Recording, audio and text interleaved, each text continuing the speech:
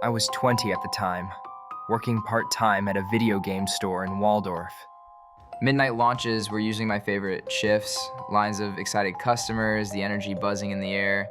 But that night, I don't like thinking about it. We had about 30 people waiting outside, chatting and laughing. The store smelled faintly of coffee and those new game cases we'd just unboxed. My manager had gone back to count inventory, leaving me at the register to prep. That's when I noticed him, standing at the far corner of the store in the shadows near the strategy guide rack. He hadn't been in line, I would have seen him. He wasn't browsing either, just standing, head slightly down, like he was listening to something I couldn't hear. Hey, we're closed until midnight. The line is outside. I told myself maybe he was a friend of my manager's, and I went back to sorting receipts. But then, in the reflection of the display case glass, I saw him raise his head. His face, I don't even know how to describe it. Pale, eyes too wide, like he'd been staring at something for hours without blinking. I turned around to say something, but he was gone.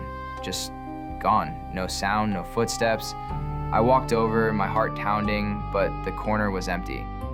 A couple of minutes later, the door buzzer went off, the one that sounds when someone comes in.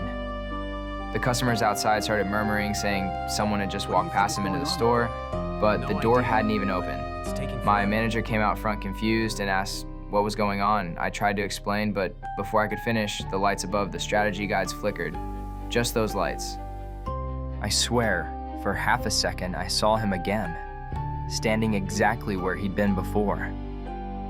Only this time he was smiling. It was not a friendly smile. It was a tight, knowing grin. Then the lights came back on. The corner was empty. My manager told me to get back to work, but I couldn't shake the feeling that if I looked over my shoulder, I'd see him watching me again. It's been years, but even now, whenever I walk past that strip mall at night, I can't help glancing at the windows. Part of me is terrified I'll see him standing there, and part of me is terrified I won't. Like and subscribe for more eerie tales.